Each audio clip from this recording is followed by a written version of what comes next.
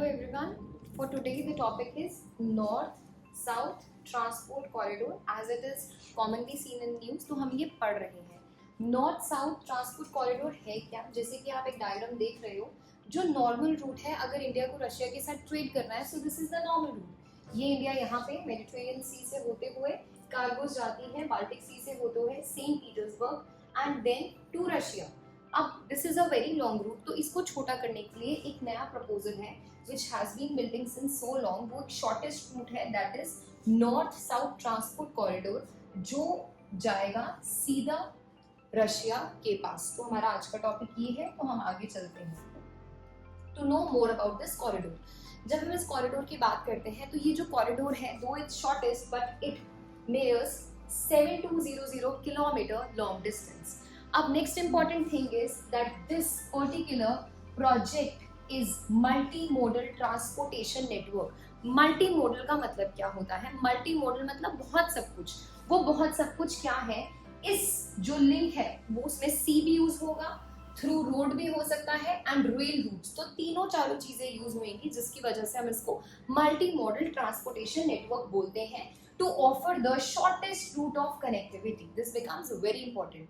जब ये प्रोजेक्ट शुरू हुआ था it was started in 2000 in Saint Petersburg and initially the countries involved were only 3, that is Iran, Russia and India. So you have to remember initially जो इसके को founders थे वो ईरान, रशिया और इंडिया थे और 2000 में शुरू हुआ है.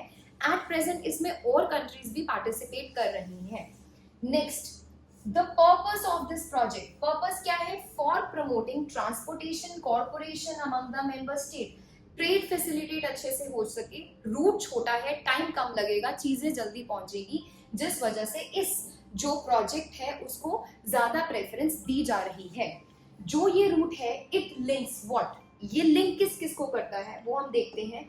Apart from countries this project links, this is Indian Ocean, this Indian Ocean से ये रूट जाएगा to the Persian Gulf and Persian Gulf to Caspian Sea and to Caspian Sea to the various countries. Central Asia वाली भी, Russia भी and north Europe तक भी अगर जाना है तो इस रूट के थ्रू जा सकते हैं. छोटा भी है, हर एक जगह चले जाएगा इजीली.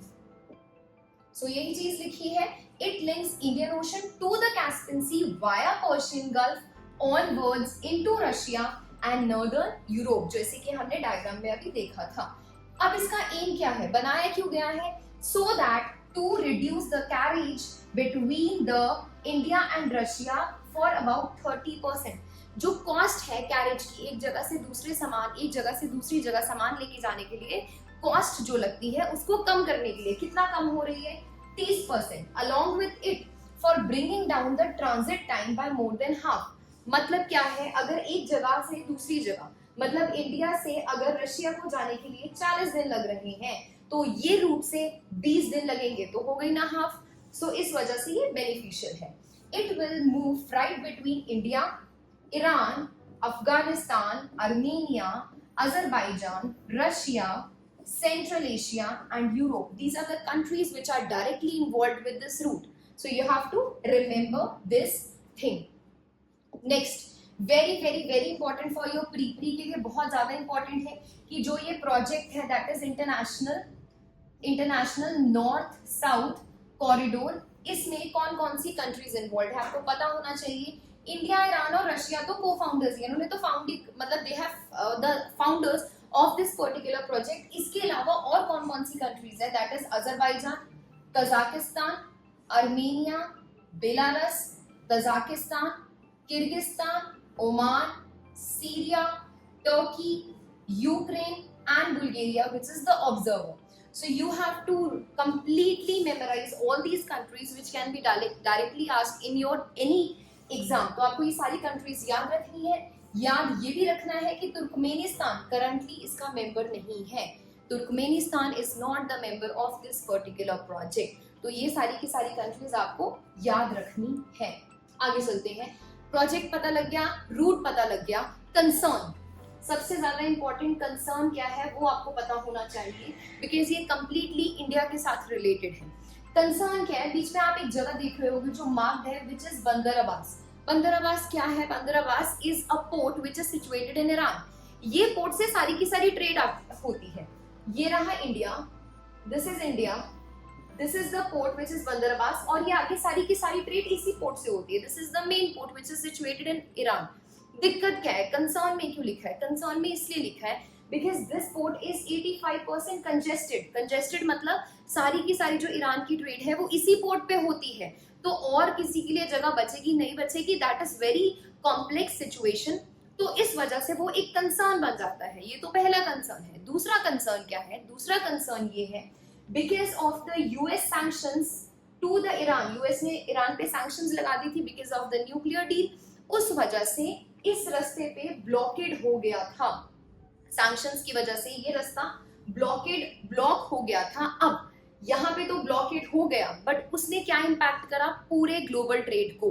तो वो दोबारा से ना हो, इस वजह से जो इंडिया है उसने सुजेस्ट करा है कि एक और रास्ता बनाया जाए। और वो और रास्ता कैसे बनाया जाएगा? छाबार को इंक्लूड कर लो। आपको पता है छाबार पोर्ट इंडिया की मदद से ईरान और इंडिया कहाँ पे बनाया जा रहा है? ईरान में बनाया जा रहा है, बन चुका है।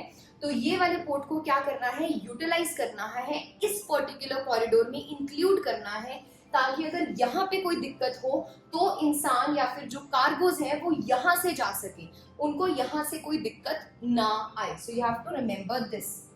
सो देखिए, ये हो गया छाबार के थ्रू रूट, एक रूट हो गया बंदर अब्बास वाला। एक और चीज इंडिया ने सुजेस्ट करी थी, eastern corridor along with Afghanistan. Afghanistan से होता हुआ जाएगा ईस्टर्न कॉरिडोर। तो ये वाली जो दो चीजें हैं, one is Chabahar route and other is the eastern corridor. This was proposed by India in the 3-day maritime India virtual summit. इस समिट में प्रपोज करा था इंडिया ने। अब ये आगे तभी चीजें पॉसिबल होंगी जब जो काउंसिल है फॉर दिस पर्टिकुलर इनिशिएटिव वो इसको अप्रूव करेगी। But these are the two initiatives, two proposals which India has referred to, जो आपको क्या रखने हैं? याद रखने हैं, जो बहुत ज्यादा इंपॉर्टेंट है। अब इस रूट की सिग्निफिकेंस क्या है? क्या ये रूट इतना ज्यादा इंपॉर्टेंट है, या फिर हम इसको क्यों इतना ज्यादा अहमियत दे रहे हैं? Significances, increase connectivity. Obviously connectivity तो इंक्रीज हो गई। इंडिया से अगर आपने ट्रेड करनी है, रशिया तक जाना है, तो कितना लंबा टाइम लगता है? इस रूट से वो टाइम, वो कनेक्टिविटी ज्यादा बन गई, और कंट्रीज के साथ भी बन गई, टाइम भी कम लगेगा, कॉस्ट भी कम लगेगी। So increase connectivity, cheaper and the faster alternative. Next, plugging demand deficit. Plugging demand deficit का मतलब क्या है? अगर फ्लो अच्छा है गुड्स और सर्विसेज का, तो जॉन सी कंट्रीज में वो गुड्स सर्विसेज जानी चाहिए, वो इस रूट के थ्रू इजीली चले जाएंगी। अगर रास्ता ही नहीं होगा तो गुड्स एंड सर्विसेज हो भी तब भी वहां पे नहीं पहुंच पाएंगी। बट अगर रास्ता है तो वो इजीली पहुंच पाएंगी। उन कंट्रीज की जो डेफिसिट है उसको क्या कर देगा? खत्म कर दिया जाएगा। Next is humanitarian assistance. What is humanitarian assistance? अगर किसी कंट्री को अर्जेंट नीड है किसी चीज की, तो इस रूट के थ्रू वो अर्जेंट नीड, वो रिक्वायरमेंट पूरी करी जा सकती है। So you have to remember कि इस रूट की सिग्निफिकेंस क्या है। इंडिया के लिए क्या बेनिफिट है इस रूट का? What is the benefit for India? India के लिए बेनिफिट क्या? सबसे पहले तो जो ये रूट है, it is opening the trade options for India to Russia. Russia के साथ ट्रेड आराम से हो सकती है, खुल के हो सकती है। इनफैक्ट नॉर्दर्न यूरोप तक भी जा सकते हैं। नॉर्दर्न यूरोप तक इंडिया ट्रेड कर सकता है, रशिया के साथ कर सकता है। सेकेंड चीज, छाबार पोर्ट। छाबार पोर्ट एक अच्छी कनेक्टिविटी है। अगर इंडिया उस रूट से ट्रेड करने लग जाए टू अफगानिस्तान, नहीं तो अभी यूजुअल रूट क्या है? पाकिस्तान से होते हुए इंडिया को जाना पड़ता था।